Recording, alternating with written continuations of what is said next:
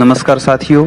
बहुत सारे दोस्तों की शिकायत रहती है कि मोबाइल में हिंदी ठीक ढंग से लिख नहीं पाते।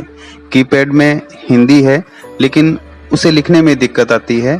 तो उसी क्रम में आज हम चर्चा करेंगे।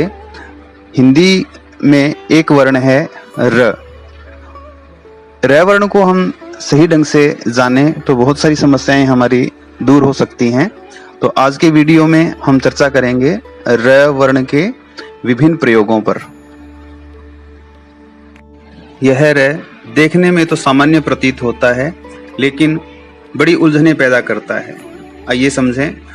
सामान्य राम, आराम, रहमान, कोरोना, इन शब्दों में र वर्ण का हमने प्रयोग किया। कहीं दिक्कत नहीं है क्योंकि सीधा लिखा हुआ र और इसमें मिला हुआ स्वर हमें दिखाई दे रहा है। लेकिन कुछ प्रयोग ऐसे हैं जहां हमें दिक्कत होती है। कई बार र आधा होता है, कई बार र पूरा होता है और कई बार समझ में ही नहीं आता कि ये र है या री है। तो आइए सबसे पहले हम समझते हैं आधे र को। शब्द है पर्व। इसमें प पूरा है, र आधा है और व पूरा है। आधे र को हमेशा उसके बाद वाले व्यंजन के ऊपर लिखा जाता है, लेकिन बाद वाला व्यंजन पूरा होना चाहिए, यानी कि स्वर युक्त होना चाहिए। ये विशेष ध्यान रखें। अगला शब्द है ऊर्ध्व। शब्द है ऊर्ध्व। तो इस शब्द में विज्ञान के विद्यार्थी लगभग गलती उधर्व बोल देते हैं। तो देखिए ध्यान से, ऊ के बाद र है, उसके बाद आधा ध और उसके बाद व। तो ये आधा जो र है वो ध पे नहीं लिखा गया क्योंकि वह पूरा नहीं था। उसके बाद वह पूरा व्यंजन था, स्वर युक्त था, इसलिए लिखा वहां गया। तो शब्द है ऊर्ध्व। ऊ के बाद बोला जाता है लेकिन लिखा वह पे जाता है। ऐसे ही शब्द है पूर्वज। तो यहाँ पू के बाद र आधा और वह पूरा है, तो आधे र को वह के ऊपर लिखा जाएगा। आगे देखिए शब्द है हमारे पास वर्त्स्य। ध्यान से सुनिए, वर्त्स्य। वह के बाद र बोला जाता है लेकिन लिखा कहाँ गया? आधे तय पे, आधे सै पे नहीं लिखा गया। उसके बाद र के बाद, आधे र के बाद आने वाले पूरे व्यंजन के ऊपर लिखा गया, यानी कि यह बोला तो वह के बाद जाएगा और लिखा ये के ऊपर जाएगा, वर्त्स्य। हाँ जी, तो इतनी दूर जाकर के यह के ऊपर लिखा गया।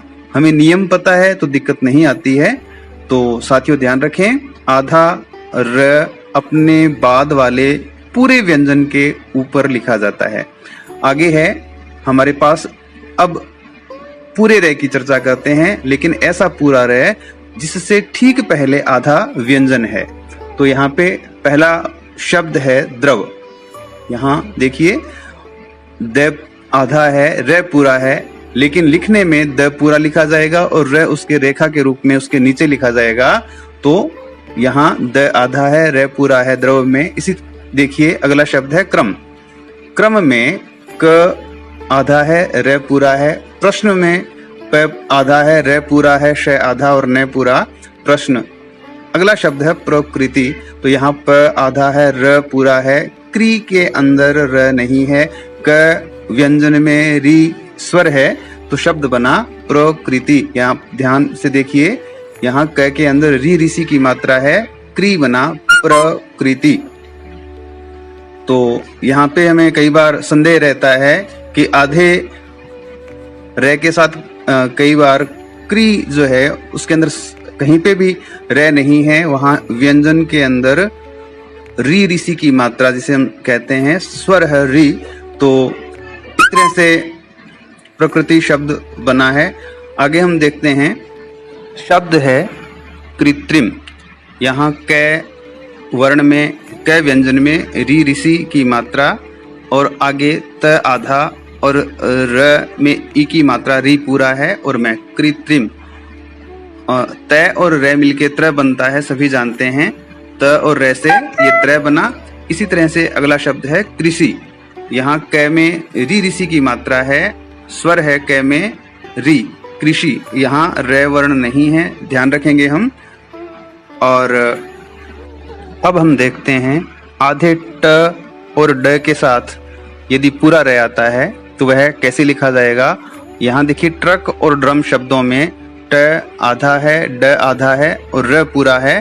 तो उनके नीचे र इस प्रकार से लिखा जा सकता है, आप देख सकते हैं। तो साथियों, ये थे र के विभिन्न प्रयोग। हम इनको समझकर हमारे कीपैड में प्रयोग करें, चाहे हम सामान्य भाषा का प्रयोग करते समय इनका प्रयोग करें, हमें दिक्कत कहीं नहीं होगी। तो आशा करता हूँ आपको मेरी ये बातें ठीक लगी होंगी। यदि आपको ये ठीक लगा तो इसे शेयर करें, सब तक पहुंचाएं और सीखते रहें। लॉकडाउन के दौरान बहुत सारी बातें डॉक्टर शिशुपाल के साथ। धन्यवाद।